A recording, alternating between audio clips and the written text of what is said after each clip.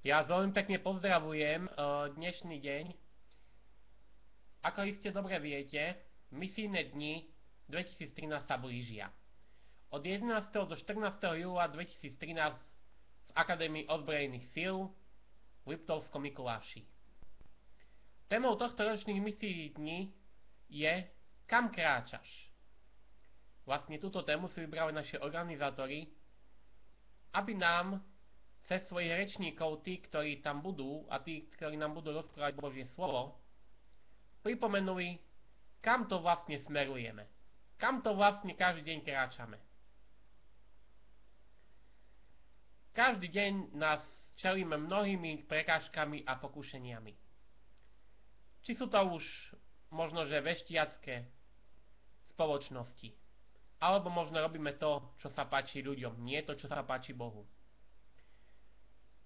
Preto by som vás chcel povzbudiť, aby ste sa na tieto misijné dni prihlásili a aby sme mali čo najviac účastníkov.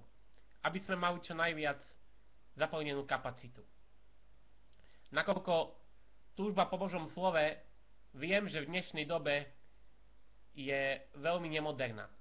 Ale budeme radi, ak sa prihlásite, ak prídete. Čo sa týka prihlášok, aktuálnych stále nájdete na webovej stránke Východný distrikt SK. Tam si vyplníte krátky formulár, do ktorého vyplníte svoje osobné údaje, aj to, koľký z vás pôjdu účastníci rodiny a to, koľko budete hradiť, to znamená, že či chcete si vziať svoju karimatku alebo či chcete využiť postele ozbrojených síl. Je to samozrejme na vás a na každého jedného z nás.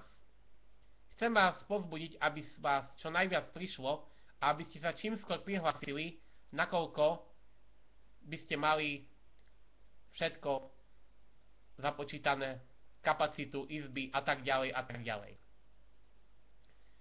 Takže ešte raz, pripomínam tému tohto ročných misií dní, ktorá je Kam kráčaš? Verím, že sa tam stretneme všetci a prajem veľa Božieho požehnania.